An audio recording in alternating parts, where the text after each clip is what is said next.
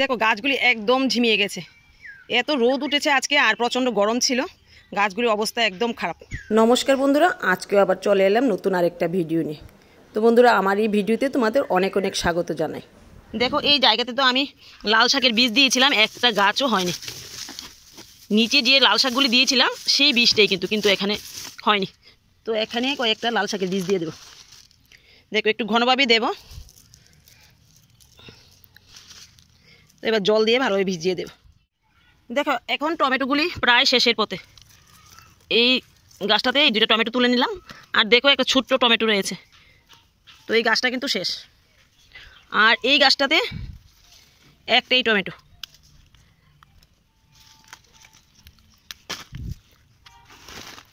তো খারাপ তো লাগছে, কিছু করার নেই, প্রকৃতির নিয়ম, সেটা আমাদের মেনে নিতেই হবে। দেখো আবার আগামী বছরের অপেক্ষায় থাকতে হবে। তো এখান থেকে পেয়ে গেলাম কিছু, আর এখানে দেখো ডাটাগুলি ভালোভাবে উঠিনি, জানি না কেন এরকম হয়।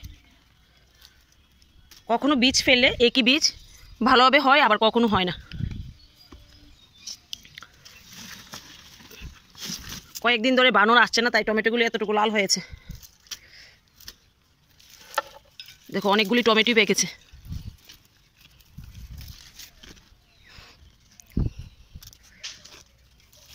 আর সকালবেলা কিন্তু অনেকটা জল দিয়েছিলাম। দেখো গাছের গোড়াটা একদম শুকনো হয়ে গেছে।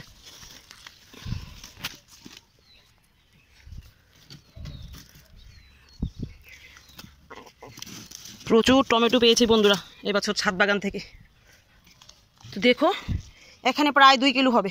আর দেখো এখানে লাল শাকগুলি অনেকটাই বড় হয়ে গেছে। তো আজকে এগুলিকে তুলে নেব। দেখো কি শক্ত হয়েছে গোড়াটা, সকালবেলা কিন্তু জল দিয়েছিলাম। আর এই টমেটো গাছগুলিতে দেখো টমেটো চলে আসলো, জানি না কতটুকু হবে। যে একটা গরম ছাদে, দুপুরবেলা তো আসাই যায় না। তো এই জায়গায় সবগুলি শাকই তুলে নেব। আর বন্ধুরা একদম বিনা সারে বিনা পয়সায় বলতে পারো আমার বাড়িতে প্রচুর পরিমাণ শাকসবজি হয়। জানি না কৃষকরা এত কেন রাসায়নিক সার দিয়ে চাষবাস করে। তো দেখো অনেকগুলি লাল শাক পেয়ে গেলাম, আর নিচের বাগান থেকে কয়েকটা লাল শাক তুলব। তো বন্ধুরা কালকে তো দেখতে পেলে এই জায়গাটা রেডি করে নিলাম। আর দেখো এখানে 4টা বীজ দিল আমাকে 20 টাকা দিয়ে, চাল কুমড়োর বীজ। আর বীজগুলি দেখো একদম ছোট। তো বললো তো ভালো কোয়ালিটির বীজ, দেখা যাক হয় কি না। ভালো আর খারাপ গাছগুলি হলে কিছু না কিছু ধরবেই। তো 4টা বীজই দিয়ে দিলাম। আর দেখো আদাগুলি বালি দিয়ে এখানে ঢেকে রাখলাম, জল দিলে অঙ্কুর দেবে। তো যে পরিমাণ গাজর তোলা হচ্ছে বাগান থেকে ভালোই কিন্তু পেয়ে যাচ্ছি, আর বাজার থেকে কিনে আনতে হচ্ছে না।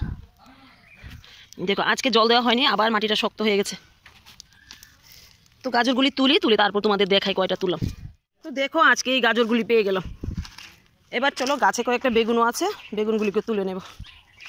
আর বন্ধুরা একবার যদি বৃষ্টি হয় বেগুন গাছগুলি কিন্তু অনেকটা বড় হয়ে যাবে। তো দেখো কি সুন্দর বেগুনগুলি। আর এইটুকুনি একটা গাছে প্রচুর পরিমাণ বেগুন হয়েছে। দেখো কত সুন্দর বেগুন হয়েছে।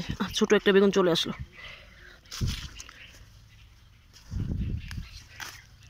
বাস আর নেব না। এবার দেখো কয়েকদিন ধরে রসুন পাতা নেওয়া হয়নি, রসুন পাতাগুলি অনেক বড় হয়ে গেছে। তো আজকে কয়েকটা রসুন পাতা নিয়ে নেব। আর পাতাগুলি দেখে তো ভালোই মনে হচ্ছে। দেখো পাতাগুলি অনেকটা বড়, আর গাছের চেহারাটা খুব ভালো। দেখা যাক রসুন হয় কিনা। আর বন্ধুরা তোমরা কিন্তু এরকম রসুন গাছ থেকে পাতাগুলি তুলে নেবে, তাহলে নিচে রসুনটা একটু বড় হবে, না হলে গাছের খাবারটা খেয়ে নেবে পাতাগুলি। তো দেখো অনেকটা নিয়ে নিলাম। দেখো বন্ধুরা এখানকার লাল শাকগুলি অনেক বড় হয়ে গেছে দেখো, আর খুবই সুন্দর হয়েছে। কোনো কিছুই দেয়নি এর মধ্যে, শুধু জল দিয়ে গেছি। আর লাগানোর সময় ছাই আর বালি দিয়ে জায়গাটা রেডি করলাম। দেখো আজকে এগুলি তুলবো, তারপর এর মধ্যে ঢেঁড়সের বীজ লাগিয়ে দেব। তো এগুলি তুলে তারপর তোমাদের দেখাই। এবার দেখো ওপর থেকে গাছটা নামিয়ে নিলাম, আর এখান থেকে কিছু শিম নিয়ে নেব। দেখো প্রচুর পরিমাণে শিম হয়েছে। তো দেখো বন্ধুরা, আজকেও বাগান থেকে অনেকগুলি শাকসবজি পেয়ে গেলাম। দেখো প্রচুর পরিমাণে লাল শাক পেয়েছি, যেগুলি পেলাম আমরা খেয়েও থাকবে, অন্য কাউকে দিতে হবে। আর দেখো অনেকগুলি টমেটো পেয়ে গেলাম, বেগুন পেয়ে গেলাম, শিম পেয়ে গেলাম, গাজর পেয়ে গেলাম, আর রসুন পাতা পেয়ে গেলাম। তো আমাদের পরিবারের জন্য তো যথেষ্ট। বন্ধুরা, এইভাবে তোমরাও বাগান করো আর আমার মতো অর্গানিক খাবার মজাটা নাও।